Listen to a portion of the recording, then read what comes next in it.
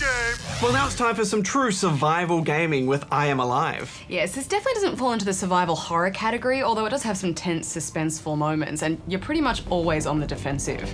It's a post-apocalyptic environment, the ruined city with scattered, desperate survivors, and nearly everyone is out for themselves. I Am Alive captures all of this just perfectly. You play as an unnamed character who's been separated from his wife and daughter during the disaster, or event as the game calls it, and after finding a note they left in your old apartment are making your way through the city to try and find them. Much of the story is told through recordings made by him on a little video camera as he documents his search, with some really lovely writing and voice work. This is a little awkward for me, but if you found this, then that means... Anyway, if you could try to deliver this video recorder to my home. Well, you start with virtually nothing, but pretty soon you pick up a machete and an empty pistol. It's a game that strips you of all of your comforts that you're used to in a climbing action-adventure game, and most times you're wandering around with one, maybe two bullets if you're really lucky. Hey, no more messing around. I think at one point I had like 4 bullets. Yeah, I know, I was stoked. You know, you value every item in this game so much more, but of course with so little in your arsenal, then you have to resort to whatever means possible to fend off enemies. Threatening them with a pistol they don't know is empty, or waiting till one approaches and hitting them with a surprise melee attack. I don't think I've ever known true conservation in a game before this one. It just makes every fight so calculated and exciting. You want to try and get through each fight without using any bullets if you can, because just around the corner there could be an even bigger gang of guys just waiting to jump you. You even know how much trouble you're in? Just take it. And that bullet may be your only hope of staying alive. It does become easier to save bullets once you pick up a bow, but you're only given 1 arrow which you can retrieve from corpses. I was like, come on. But you know what? I actually really loved it. The bow does take longer to draw, but if you surprise melee kill one guy at the start, quickly pick off another guy with your arrow, then enter a melee kill for the next guy, you know, you start to get the hang of it. The game is very grey, full of dust and shadows, with always the possibility of enemies lurking around the corner. What did you think of the visual effect, Barjo? I didn't mind the grey colour palette so much, but I thought they overused those visuals, the graininess, and kind of in that Silent Hill way, but not in a good way. Speaking of Silent Hill, they totally ripped off the map while we're at it. I know we generally comment on a game's visuals if they are quite dreary or bland or grainy or brown even, but I don't know, here I didn't mind it at all. It really helped set that dreary tone for me. And it really added to the difficulty of traversing the environments, and certain shapes were hard to make out in the fog until you got closer to them. And, you know, that minimalist map was in keeping with the whole survival theme. I mean, the fact is the city has changed. We have no map of its new destroyed state, except for the rough red markings we make on it as we discover each area. Yeah, I'll admit, making your way through the city is definitely engaging. After the chaos of the event, most of the roads have been blocked by falling debris and buildings are crumbling. You'll be making your way through old train cars and dark subway tunnels. Yeah, and here's where they introduce some really intense climbing, and with that, a brutal stamina system. Everything above a walk uses up stamina. Running, climbing, jumping, hanging off ledges. And if you're stuck halfway up a wall and running out of stamina, you'll go into extreme effort, where a last furious burst of energy will use up the rest of your stamina, but stop it from regenerating again unless you refuel with something like water or an asthma inhaler. You'll also pick up pitons, which you can use if you need to stop for a rest halfway up a wall, but like everything in this game, they're really scarce. I love how that music kicks in, you know, as you're using your stamina bar, it just starts going nuts. Yeah, as soon as you get past halfway, it's like... Even if you're just running, it makes everything stressful. Now, at first I found this unfairly punishing. In action games, we're used to being able to hang off ledges forever without tiring, but you know, then I realized it was just a really great device that lends itself towards realism.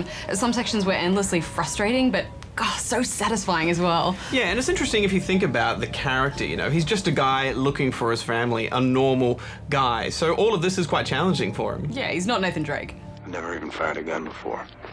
Anyway. He's not a trained fighter, so he doesn't have superhuman strength. So the game has abandoned some of the things we take for granted in video games for a more realistic approach.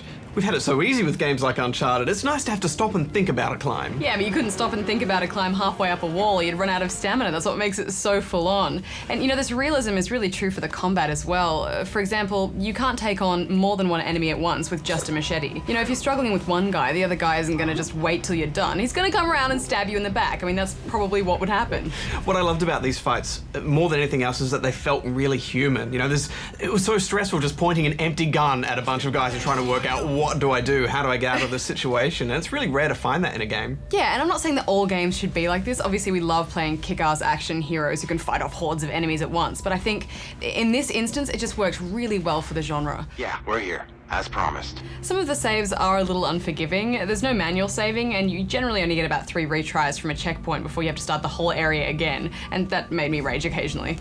And it's not like the levels are even very big, they just feel big because it's slow going through all of it, because every action takes planning and effort. I thought that retry system was awesome. That limited retry means you have actual threat for failing, and I think it's why this whole game works. I guess just some of that repetition really got to me, especially since so many of the fights are quite unpredictable, so there is an element of learning what to do the first time round. And by the time I'd learned how to deal with each group of enemies in this boat section, which guy had the gun, which guy was gonna get the gun, I'd used up all my retries and had to start it all over again. Yeah, but it punishes you in almost a Dark Souls kind of way. And if you know me at all, you know I like a bit of Dark Souls punishment. You can get extra retries by helping people around the place, but quite often you have to give up something of equal value to do that. So you have to make that choice whether it's worth it or not. Badge, you know me, I'm always trying to take the honourable path in games and do the righteous thing and help everybody out. But here, I don't know, sometimes the cost was just too high. And this is the crux of it. I mean, survival. Everyone is on their own here, and I need every bullet I can get. You know, some people will be like, oh, my leg is broken, I just need some health. Sorry, I need it more. Suck it up. Move along.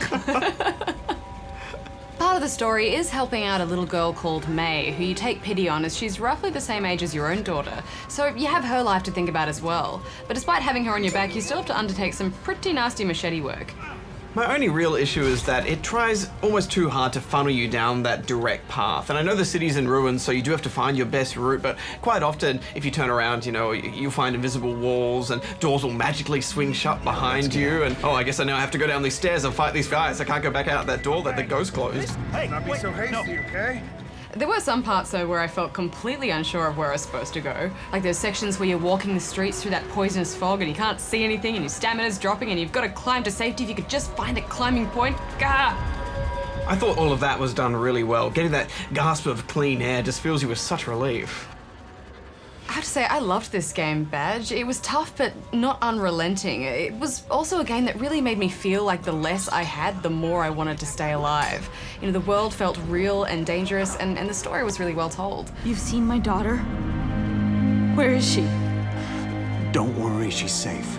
Yeah, we were just saying last week with Resident Evil Revelations how every game seems to have some AI partner helping you along, and it was nice to be not handheld and have something truly stress me out. So I'm giving this 8 out of 10 rubber chickens. I had a good time. I'm giving it 8.5 out of 10.